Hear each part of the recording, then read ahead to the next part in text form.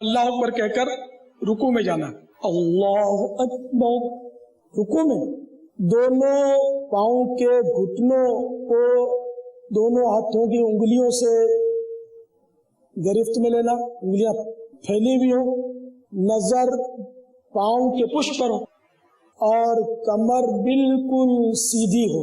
دونوں پاؤں میں بالکل خم نہ ہو, دونوں ہاتھوں میں بھی خم نہیں ہونا چاہیے. جیسے کونیاں یوں ہو گئی, یہ بھی غلط طریقہ. کمر یوں کب نکل آئی, یہ بھی غلط طریقہ. یہ بھی غلط طریقہ. پاؤں یوں ہیں, یہ بھی غلط طریقہ.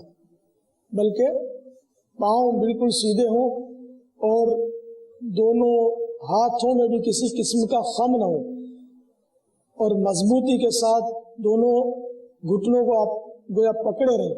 تو اس طرح کریں گے تو آپ کی کمر بالکل سیدھی ہو جائے گی اور سر جو ہے وہ کمر کی سیدھ میں ہو. اب 3 مرتبہ تسبیح پڑھیے رکوع کی. سبحان ربی العظیم, سبحان ربی العظیم, سبحان ربی العظیم. صلو علی الحبیب صلی اللہ تعالی علی محمد صلی اللہ علیہ وسلم. جی یہ تیسرا مدنی گلدستہ کمپلیٹ ہوا. جی دیکھا آپ نے, اب اس سے ہمیں کیا مدنی پھول سیکھنے کو ملے, کچھ آپ کی زبانی, کچھ ہمارے اماد بھائی جو رہنمائی کریں گے. دیکھیں بھائی, اب آپ نے کیا کرنا ہے, رکوع کرنا ہے. رکوع کس کو کہتے ہیں؟ یہ جو یہاں سے کھڑے ہوتے ہیں اس کے بعد نیچے جاتے ہیں نا, پیر پکڑتے ہیں, اس کو کیا کہتے ہیں؟ اس کو کیا کہتے ہیں؟ جو گھٹنے پکڑیں گے اس اچھا, کو کیا کہیں مدنی گے؟ منوں کا رکوع الگ ہے. مدنی منوں کا رکوع الگ ہے. پہلے مدنی منوں کی جانب آتے ہیں, پھر مدنی منوں کی طرف آئیں گے. ٹھیک. اب آپ نے اللہ اکبر کہتے ہوئے رکوع میں جانا ہے. کیا کہتے ہوئے جانا ہے؟ اللہ اکبر. اچھا, اس میں اختتام تکبیر یعنی اللہ اکبر کا لفظ جو ہے وہ ختم کہاں ہوگا؟ رکوع میں. یعنی یہ دیکھو بیٹا, آپ نے اس طرح جانا ہے کہ اللہ اکبر, نہیں تیز نہیں, آہستہ. بر پہ سمجھے, یہاں آئیں گے تو بر ہوگا اور یہاں سے ہلنا شروع کریں گے تو اللہ آئے گا. تو آہستہ آہستہ جائیں گے, اللہ اکبر. ٹھیک ہے, زبردست, ماشاء اللہ. اس طرح ترکیب بنے گی. اللہ اکبر. ماشاء اللہ. آپ رکوع میں جائیں گے تو پیٹھ اچھی طرح بچھی ہوئی ہو, پانی کا پیالہ رکھا جائے تو ٹھہر جائے, گھٹنوں کو وہ ہاتھ سے پکڑنا ہے اور انگلیاں پھیلی ہوئی رکھے, انگلیاں پھیلی.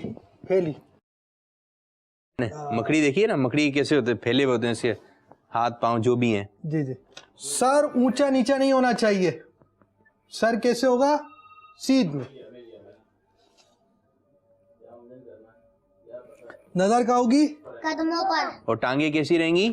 سیدھی رہیں گی. ارے, اور کمر بھی دیکھیں ہمارے مدنی منوں کی ماشاءاللہ اچھے سیدھی انداز سے ہے. اور سر دیکھیں, یہ میں مثال بتاؤں, یہ ہوتا ہے سر کا اونچا ہونا اور یہ ہوتا ہے سر کا نیچے ہونا. تو یہ بالکل صحیح اور ماشاءاللہ دونوں کا بہترین ہے. ٹھیک ہے, اب آپ کھڑے ہو جائیں. صلو علی الحبیب صلی اللہ تعالی علی محمد صلی اللہ علیہ وسلم. یہ تو ہوا مدنی منوں کے رکوع کا طریقہ. اب ہماری مدنی منی آپ کو رکوع کا طریقہ بتائیں گی. جی مدنی منی حفصہ تاریہ. اچھا دیکھیں, آپ نے جو رکوع کرنا ہے اس کے لیے کیا ہوگا؟ اس کے لیے یہ ہوگا کہ آپ رکوع میں تھوڑا جھکیں گی. کتنا جھکیں گی؟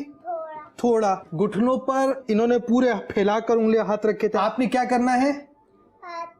آپ نے ہاتھ رکھنے, اس طرح اسے پکڑنا نہیں ہے, صرف ہاتھ رکھنے ہیں. آپ ان کی انگلیاں پھیلی ہوئی تھی, آپ کی انگلیاں کیا ہوں گی؟ ملی ہوئی ہوں گی. ہاں اسٹریٹ کہہ رہے ہیں. چلیں, آپ پاؤں نا تھوڑے سے جھکے ہوں گے. یہ دیکھ رہے ہیں, یہ پاؤں نا یہ سیدھے, تھوڑے یوں ہوں گے آگے کی طرف تھا, یہ تھوڑے سے جھکے ہوئے ہوں گے ایسے. مدنی منی کا صحیح ہے رکوع. مدنی منع بھی رکوع کریں.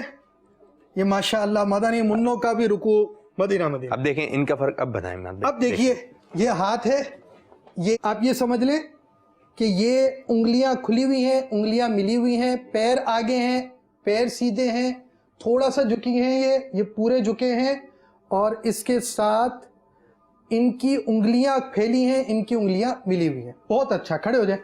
ماشاءاللہ. اور نظر دونوں کی کہاں رہیں گی؟ قدموں پر. صلو علی الحبیب صلی اللہ تعالی علی محمد صلی اللہ علیہ وسلم.